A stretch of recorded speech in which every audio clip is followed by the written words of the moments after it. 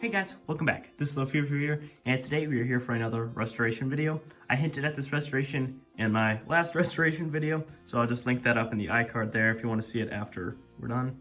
And so this locomotive is a Alco C-424, but its number in real life actually belonged to an SD7. So that's kind of unique about this AHM Loco, which is something I found kind of interesting when I was going to buy it, because I got this locomotive online, so I wanted to look up, hey, what did the real one look like? And I'm like, oh wait, this is actually supposed to be an EMD locomotive. And so that's a little bit of an interesting history here, but the engine does run fairly well, I guess decently for not being run in a while. And so it's just a little squeaky in forwards. And so we'll set that off in forwards.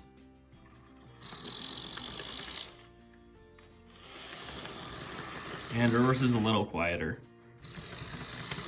But also this locomotive is missing both its front and its rear couplers. So that needs to also be worked on, as well as the black on top of the horns. The previous owner must have painted these black, because all of the images that I've seen of these locomotives from the factory all have them as yellow ones, so I'll try to clean that up so it doesn't look so ratty. But let's get to working on this locomotive.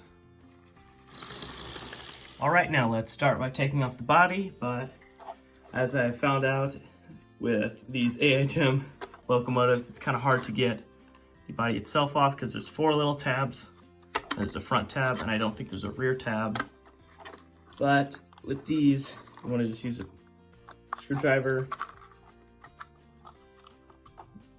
get both tabs down, so you can try to keep it open, but you also have to be careful about the handrails.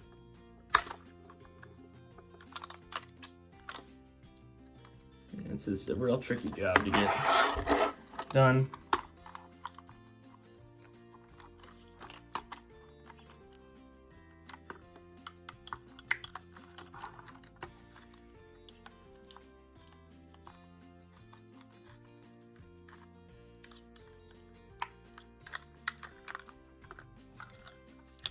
I don't know the last time this shell was off this locomotive, so there might be some little stuff on the inside for us.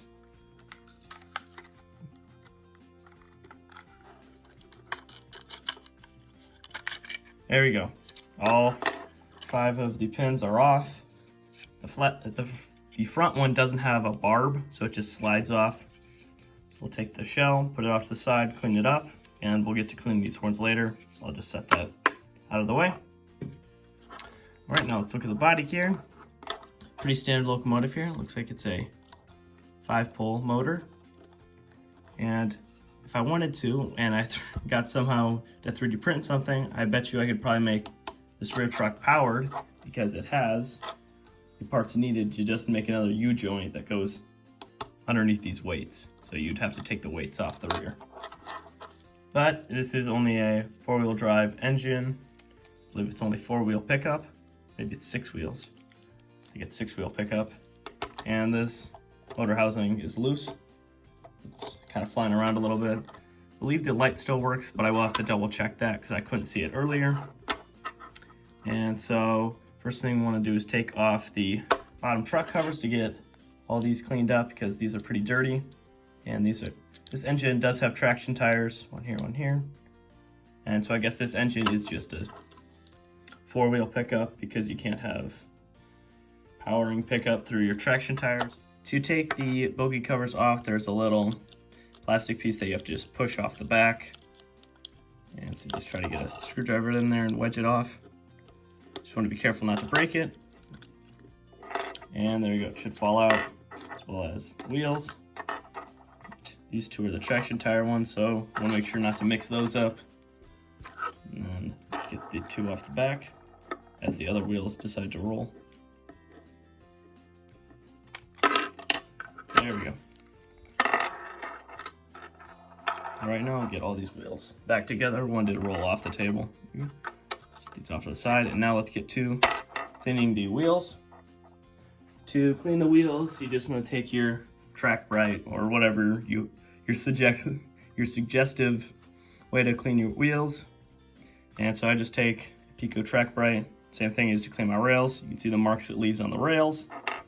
And so just scrape back and forth to get the dirt or grime or whatever knocked off, and polishing the wheel with it.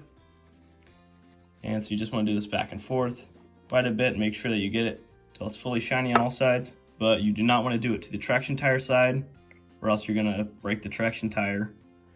And I don't know if I want to replace these. I'll think about that a bit while I'm cleaning these. So now I'm gonna show you guys, when we're finally done cleaning the wheels. So I'll just jump to them.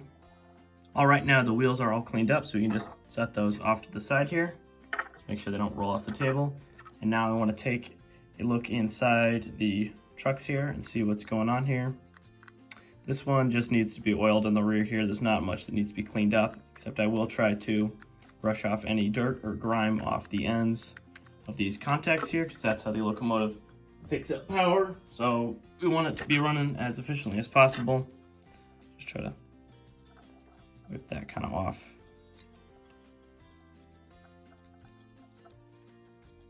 And then afterwards, I'm going to bend these downwards so that they have more pressure on the rails. There we go. So I'm going to just take this Q-tip and put it off to the side. Now let's bend these down a bit so they have a little bit more of a electrical connection. Maybe not that far.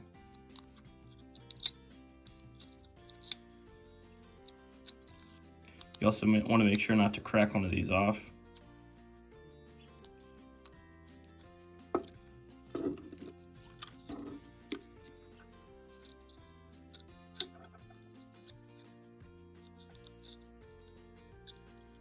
Now that we're done bending those, let's move to the other side, and let's just take a look at the motor and gear train here. So I'll move the camera so you guys can get a little bit more of an overhead view of the whole setup here.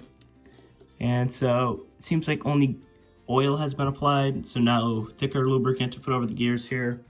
And so what you mainly want to do with your gears is you want to have a thicker lubricant or some kind of grease versus an oil. But in most cases where it's just plastic wheels, it doesn't hurt too bad just to put only oil there. But I'm first going to try to wipe up and get some of this older lubricant out of the way, because I don't know how long that's been in there. So I just want to have a clean place to start. I want to make sure not to get any of the fuzz caught anywhere, but all right, that's all cleaned up. So now I'll grab the lithium grease. This is just some pretty basic grease you can get most hardware stores or online. And you just want to kind of put it on the gears. And you can wipe some off the sides here so it's not sticking over as much. I'll just do that with my finger. You want to use a paper towel just to get that off your finger. But over time, when this will be running, they'll spread the grease out everywhere over the gears, and even eventually all the way inside to the worm gear, which is underneath all this stuff right now. And so that is all cleaned up. So before we refit the wheels and the trucks, we have to work on the coupler situation, which is kind of peculiar since this locomotive actually broke its little nubs that would house the couplers regularly. So I'll get a driver to point that out. So normally there's a little nub right there, but I think it snapped off in transport, so there is no nub anymore. So if you were to try to stick a proper AHM coupler that would go with this locomotive, it just doesn't stay in any way. So we're gonna have to get a creative solution to fix this one. So now let's get on to working with that. Since I have currently run out of knuckle couplers, and I want to eventually fit this locomotive with knuckle couplers, we're going to have to settle with the horn hooks it came with, even though they are somewhat broken. But the solution for this issue is just going to be pretty simple and rudimentary right now, and it's going to be a little bit temporary, and that is just practically going to involve some sticky tack in the box here. So I just guided it in, and as long as anything you're coupling up with has moving couplers, this should just work just fine. But this is going to be a temporary fix until I get some more knuckle couplers. But one more fix I want to have to this is to just snip off the little horn, or the under horn here, this guy. In the past, they've caused a lot of problems on my layout with just catching things. You know, if they droop too far, they just catch a switch or whatever, and that causes some issues, and it's just annoyed me. And so for my engine, I'm just gonna snip this off practically, and then just take a small nail file and get it out of its box. A small nail file, and just finish it down until it is flat. Most Bachmann couplers that are horn hooks are like this anyway, and so this just gives you more range of motion up and down wise, so you don't get caught on things as much, and it just saves you time not fixing, you know, derailed cars or whatnot. And so now let's fit this coupler in to its housing. I will snip this one, I haven't snipped it yet, but you're just going to take some sticky tack, line it up where you want, preferably right in the middle, just pointing almost straight ahead. You can still move it once it's already in the box, which is nice. But I'm just going to take it and flatten it down,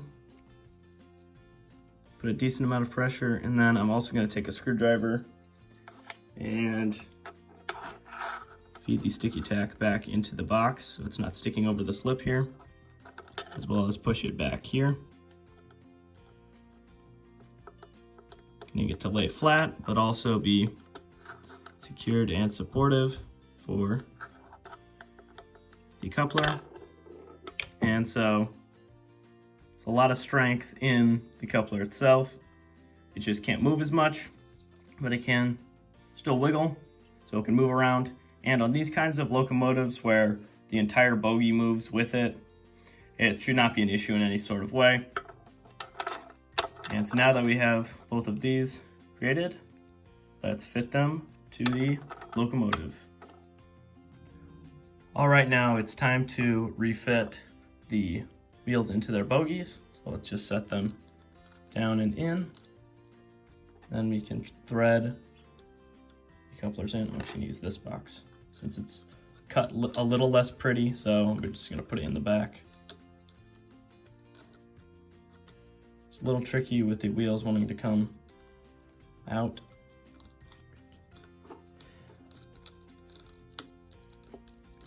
There we go. All right. You do have to wiggle the horn hook a little bit since the gap is a little bit larger than, or the horn hook is a little bit larger than the gap itself.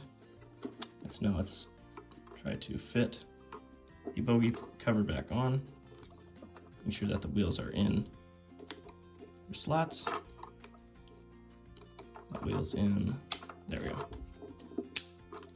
Both wheels are on that end. So now let's try to do this side. It's gonna be a little bit easier, I think, since there's not gonna be the positive upward pressure, but you wanna make sure that you put these in on the right side. All right, now I slightly repositioned for this side. So you just wanna thread in the coupler, there we go. And then set the wheels in, making sure that the traction tires are on the right side.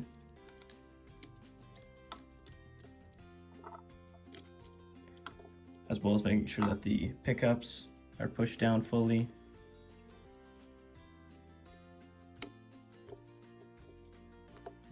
This side can be a little bit more tricky since the engine wants to rear up a little bit.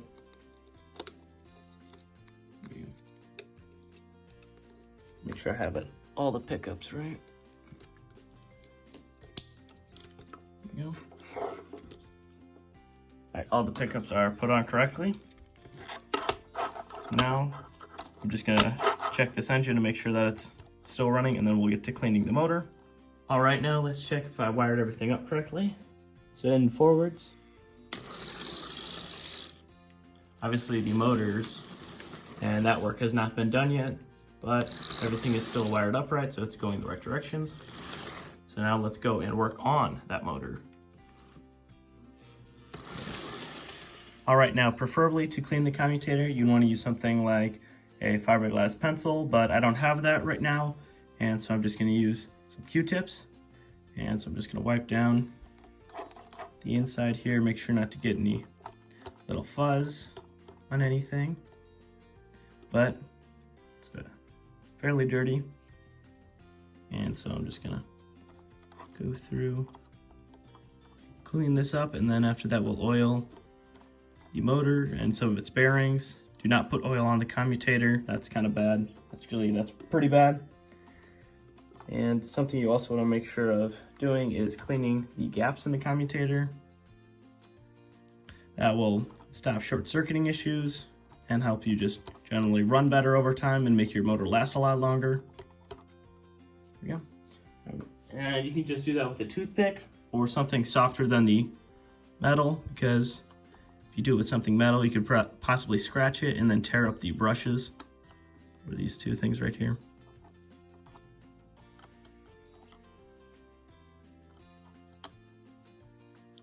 These gaps don't look too dirty, but it still doesn't hurt to clean them out. There we go, those are all cleaned out. And so I'm just gonna go by with another pass Q-tip here. And just to get this considerably more shined up. A lot of fuzz too. But that's looking a lot shinier than it was earlier. And so now let's get to oiling up some of these spots here. And so I'm just using some basic Labelle 102 here. And this stuff is designed for models and model trains like that.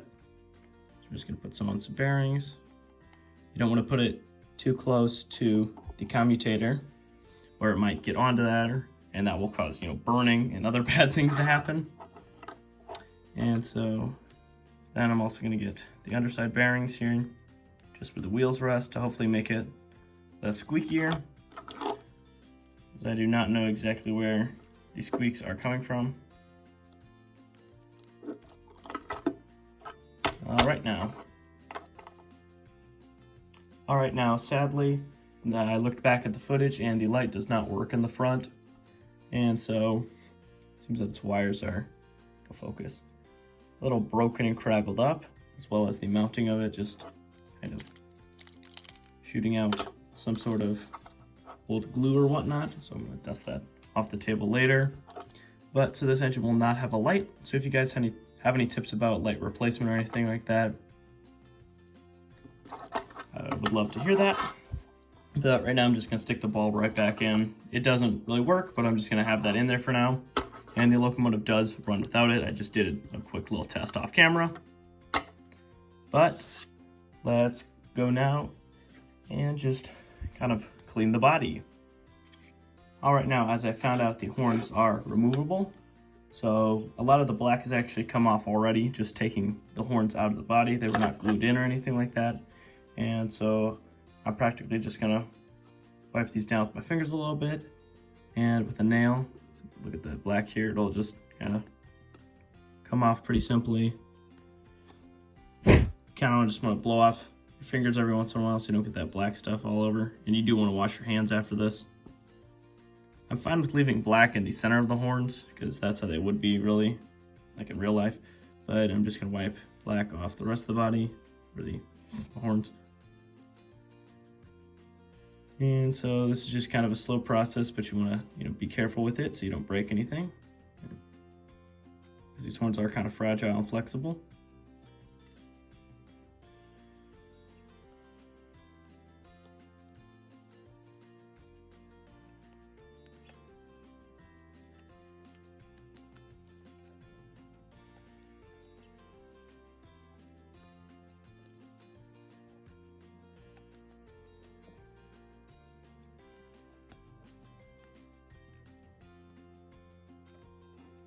All right, now I'm gonna wash my hands and then we'll refit them to the locomotive. All right, now let's fit the horns to the locomotive here. And so it should just slide back into the holes they came out of. Just gotta line them both up and press it down.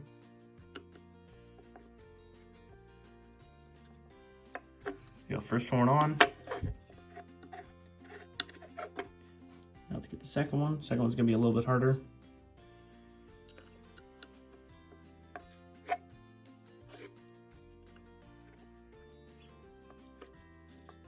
Okay. Both horns are on, so now let's try to refit the body. And The rest of this is pretty dust-free too. I did a little bit of cleaning of it off camera, and so it's looking a little bit better. And this up here is actually a scratch in the paint, so I can't fix that because I can't exactly color match this. I'm not that artistically inclined. So now when you're refitting the body, you want to be wary about these handrails here because they have certain spots that they plug into, and so you don't want to damage anything. Just making sure that all the metal frame is down. You have to make sure that this wire is suspended above the motor, as you can see there. So it's a pretty simple reinsertion. Just gotta make sure that you're doing it all right. One side's on, let's get the other side.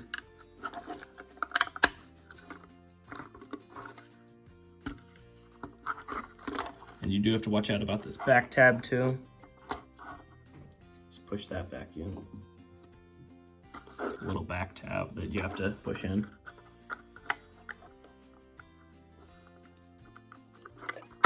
There we go. I believe, all right, every tab is in. Now you have to make sure that these handrails go right back where they should, because you can be pressed down like that. Just kind of get your finger in there and level it out. And there we go. Now they're back straightened. Now let's test this locomotive on the layout. Alrighty, now let's test this locomotive and see how it's running.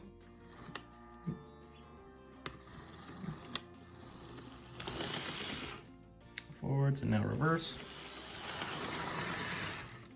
There you go. It does have a tendency to stop and stall a little bit, but some of that last two stoppings were me on the controller, but the traction tires help it stop pretty quickly. And so when it cuts out with its only 4-wheel pickup, it'll just really stop dead. And also if you give the commutator a better cleaning than I did, it would probably be running a little bit better. And some of those things you can't really accomplish with Q-tips, so I need to wait and get a fiberglass pencil and do some better work with that. I'll probably do that with all my locomotives that are older. But this locomotive is now running a whole heck of a lot quieter and a lot smoother too. So now let's get this engine coupled up to a train. All right, now let's see if this engine can couple up with its kind of shady and not permanent coupler right now. So we'll just send it in reverse. Just couple up. All right, it is. So now let's send off this train. As per usual, we'll let the locomotive do a few laps around the layout. And I feel like this locomotive is already considerably sped up, and which is lovely to see now that it's running properly and not squeaking as much. I also only found it fitting to have it run with its matching caboose in this maintenance of way train. All right, now let's get this one last shot and then we'll go to the conclusion of this restoration video. All right, now let's see if we can stop the locomotive in shot here. Oop, there we go. Stopped a little bit early. But now let's move on to the conclusion of this video.